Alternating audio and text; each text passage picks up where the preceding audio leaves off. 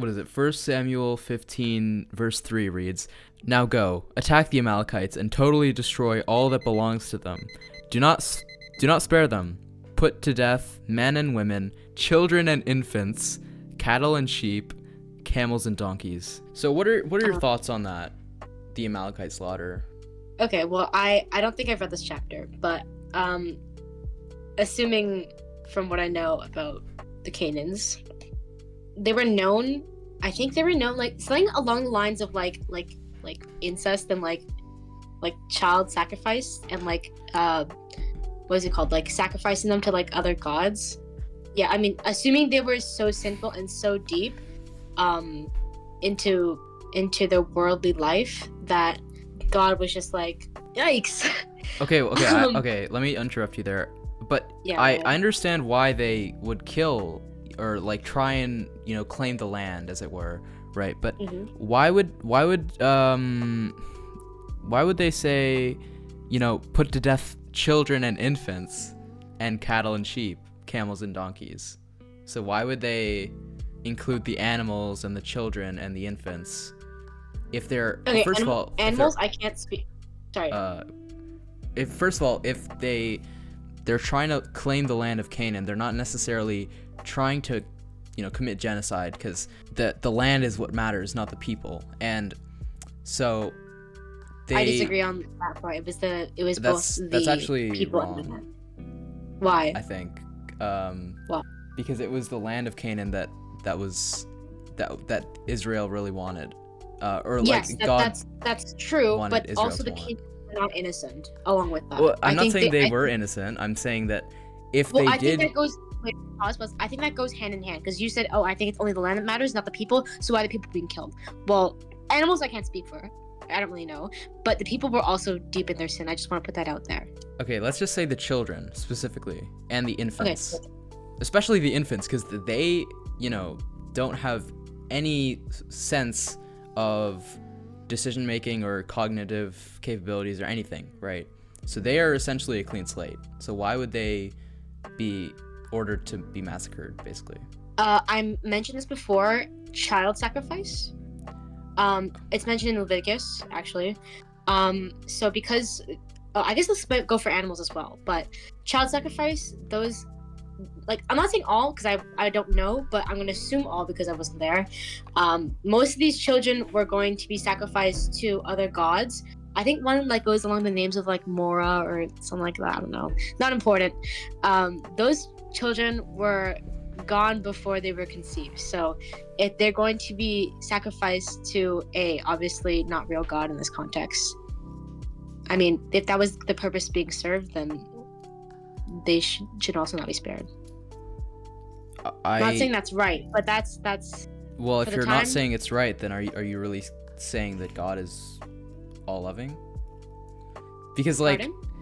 okay, first of all, that analogy makes utterly no sense. No disrespect, but Wait, which analogy? because since the children were gonna be sacrificed anyways, they should be killed. Like, I know out of context that sounds really bad, but like I remember we talked about this another time about like if God told me to shoot up a school, would you do it? I would. And yeah, you said you would. So if God like, would you question yourself? Like, be honest, would you question yourself? Let's stay on topic. We can talk about this later, but Okay, no, but it's relevant though. So can you just just give me an answer? would I question myself and like if I thought it was real? Like yeah, like you know you had the verse of God. Would you question yourself? Like, am I gonna shoot the school, or would you just straight up just do it? Well, obviously I would question myself, like, oh my God, is this actually happening? But I think at the end of the day, it would happen, Okay, exactly. Like, it's a test of your faith. Like they're good. Like, these people, are being told to, like, literally like kill a whole like group of people, and although they're probably they probably have some sort of motivation because these people were terrible to them and they were their enemy. They also, I think, had some sort of moral basis where they were like, murder is wrong. So they're probably gonna question themselves, but I think it's also a test of faith. When God said, "Do not spare all of them," And I don't know why God says to spare all of them, but again, like, God works in mysterious ways. I don't know why God would order something to do like this. I don't know why he would kill those animals, why he would kill the infants who probably had a future. But I feel like there was maybe a reason behind everything. Like, what if those children were just NPCs that just played a part in the role? Like, I don't know. Like, and I'm willing to admit that I don't know, but I don't think you can say God ordered people to kill other people, so he's not all loving. Like, I don't know if that's 100% true. Like, I know out of context, like, it sounds weird, right? Like, and I agree with you, but I don't know, that's just what I think. Well, it's not just people, it's infants. And also, just because... Dude, did you listen to what I just said? Let me explain, alright? So, you said, oh, what if they're NPCs, and oh, what if God works in mysterious ways?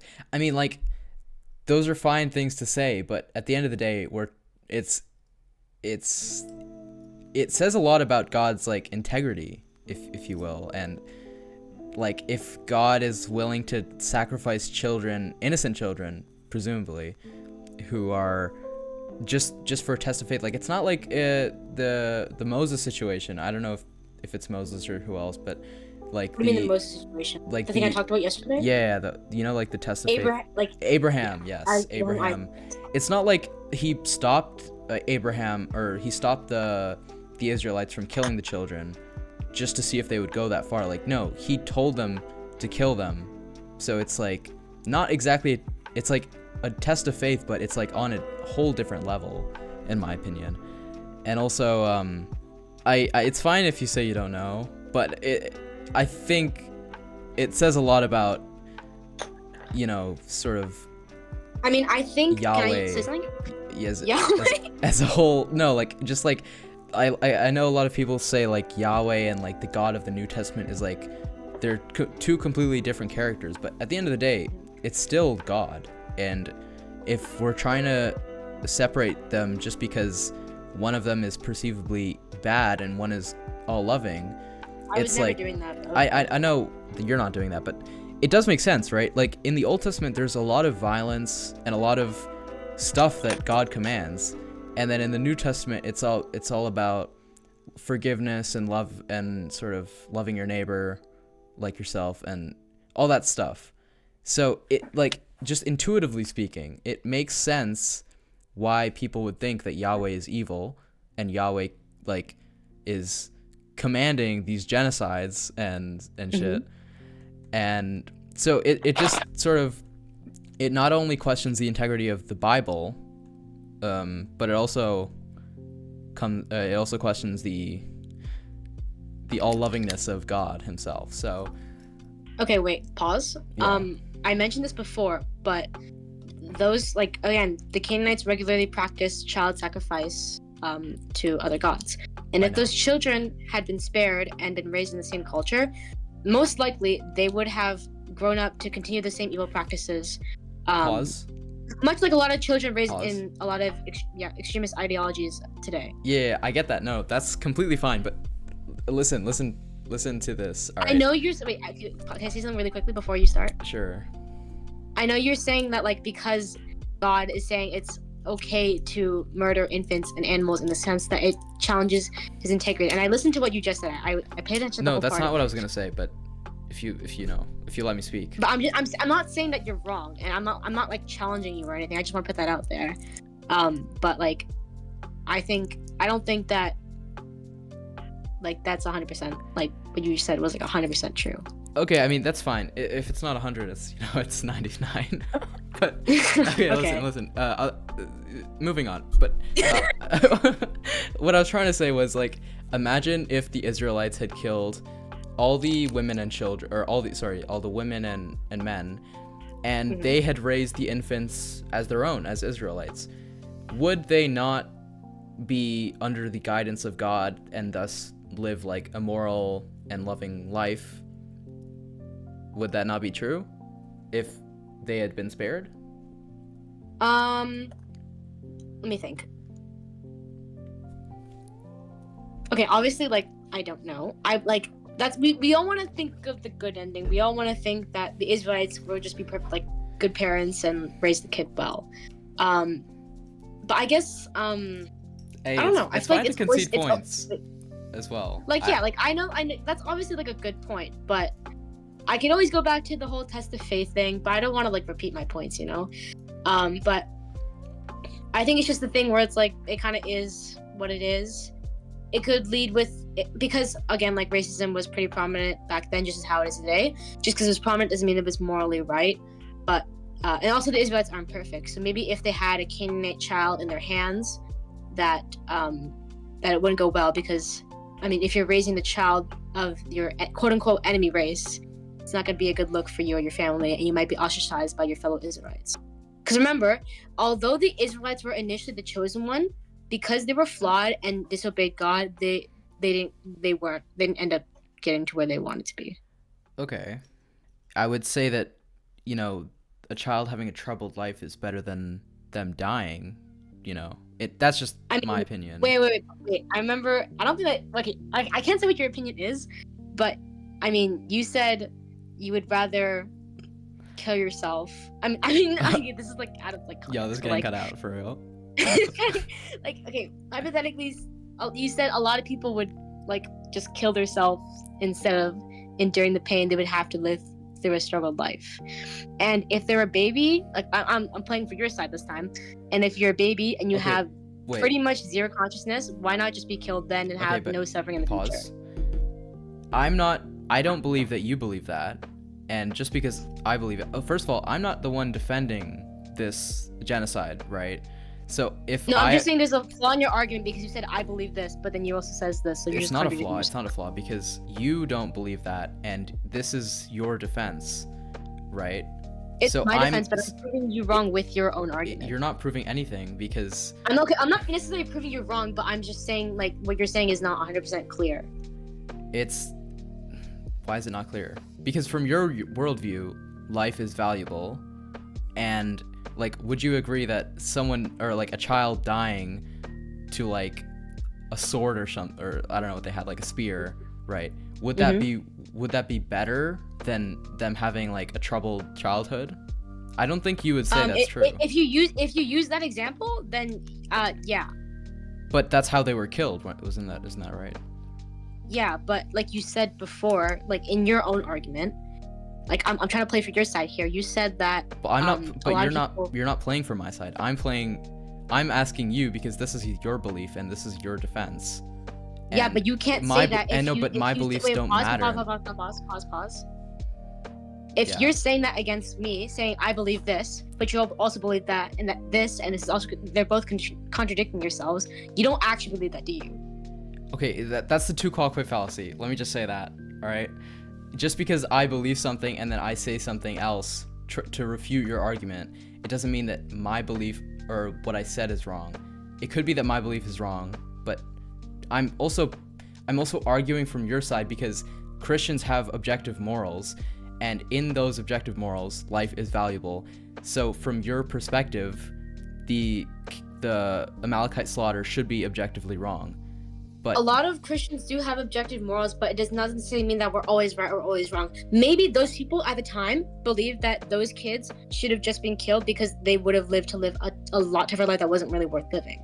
Like obviously right now, I think. Though. Wait, pause. Obviously right now, I obviously think the whole sunshine, happy rainbows ending is where the Israelites get to keep those Amalekite kids, raise them to be good people, and those Amalekite kids will not experience any racism or sort of death penalty in their life. But chances are, and I think there's a very high chance, those Amalekite kids, if they had the chance to be raised by the Israelites, they would be executed like very fast by the rest of the Israelite society because they were ostracized for being their enemy. So those kids were probably at the time were going to be killed anyway.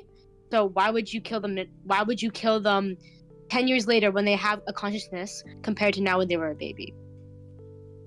It's like you're picking and choosing. So I'm not saying both are like there's a good option, there's a bad option. Both are bad, but which one is the better out of the bad options? I don't know which is better, but what I do know is that the slaughter of children is and should be wrong. And I think that I'm sure if you can use the argument that God works in mysterious ways, I'm sure God could have figured out a way to make the Israelites not condemn the Canaanite children or the Amalekite children. Like, first of all, if the Israelites were like the chosen people, couldn't God have told them, and once you spare these children, you must not treat them as an outsider, but treat them as your fellow Israelite or something like that? I don't think, whether or not God will say that or not, I don't think the Israelites will listen. Okay, because if they can't listen, if they can't listen to God's commands that will literally give them eternal freaking life, I don't think they could like having the God saying that just to motivate them to raise these children well would be enough for them. So I think God knew that internally and decided not to say it because isn't that also them failing the test of faith? Like, because here you also said that this is a test for them to see if they're faithful, but I don't know that for sure, but that's what I'm gonna assume for now. You're saying that, and then you're saying it couldn't have been true in the other breath, Wait, pardon. Like you said. No, I'm assuming this because okay, I'll admit I'm literally like I can barely make my own Fortnite account without my parents' permission. Like, I'm still young and I'm still learning about the Bible. So I don't know if this is 100% a test of faith, but I'm going to assume it is for the sake of this because I'm not gonna like go into 100%. I think it is also a test of faith, but if it is a test of faith, then why would God not command something else that was also a test of faith that would save the children, right? I don't know. It just and I wait, pause. Yeah. I don't know, and like I can obviously use that the God works in mysterious ways, but is there really another answer? There isn't, and that's why I'm saying it doesn't make a lot of sense to believe in an all-loving God like this. It doesn't make sense to believe that this God is all-loving, and if he's not all-loving, it doesn't make sense to believe in him. That's what I'm trying to say.